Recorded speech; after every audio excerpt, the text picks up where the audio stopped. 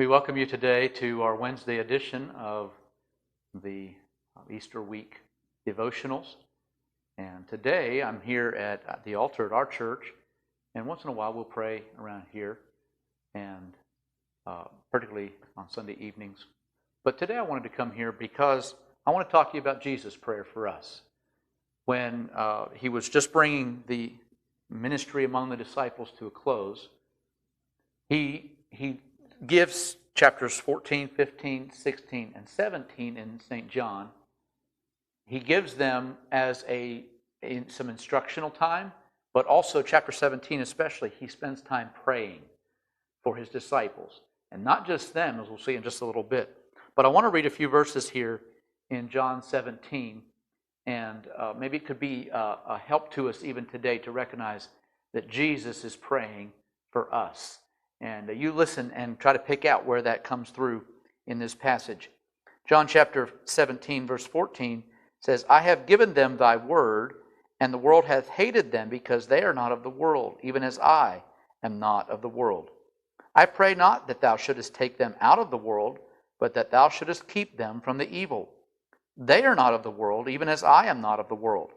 Sanctify them through thy truth. Thy word is truth. As thou hast sent me into the world, even so have I also sent them into the world.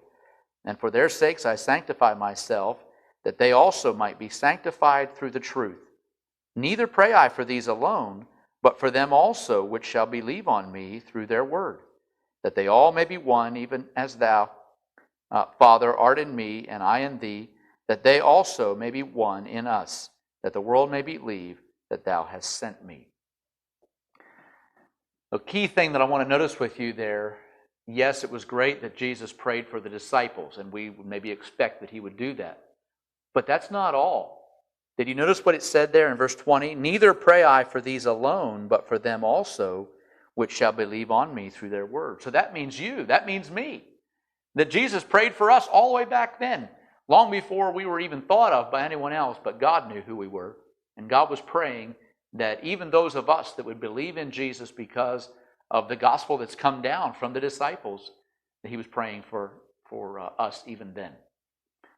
Robert Murray McShane made this statement a number of years ago, but he said, if I could hear Christ praying for me in the next room, I would not fear a million enemies. And then he continued, he said this, yet the distance makes no difference. He is praying for me.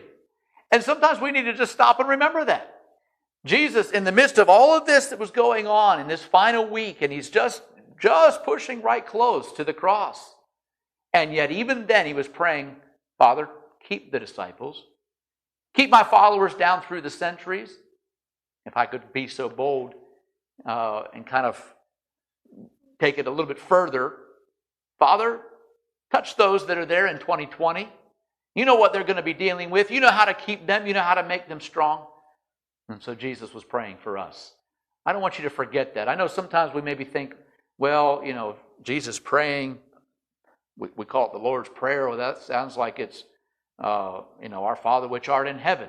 Hallowed be thy name. All those words that we're so familiar with, found in Matthew 6 and also another version in Luke 11. But in a very real sense, this was his prayer for us. And so just today, for a few moments, I want to just give you a few things that he was praying about right here in this passage. You can read it for yourself, but let me just kind of call them to your attention for just a moment. The first one I noticed with you is that he was praying for our victory. He wanted us to overcome. He wanted us to succeed. He wanted us to be able to make it all the way through all the trials, all the temptations, all that the enemy might throw at us, and all that the cross provided for us. He wanted us to experience. And notice what he says there in verse 15. I pray not that thou shouldest take them out of the world, but that thou shouldest keep them from the evil. So he was praying that we would be victorious. And you and I can. When we have Jesus praying for us, we can be victorious. He prayed for our victory. He also prayed for our purity. You notice just a little bit further there, he says, sanctify them through thy truth. Thy word is truth. And so he is saying, Father, I want you to purify them. I want you to make them all that they need to be. I want you to boost them up and help them to walk in the truth. And so today, maybe another little reminder for us. Don't forget that Jesus also provided us enough grace and provision spiritually for us to be victorious over sin. And so live that way. Be victorious. Be pure. He prayed for our purity.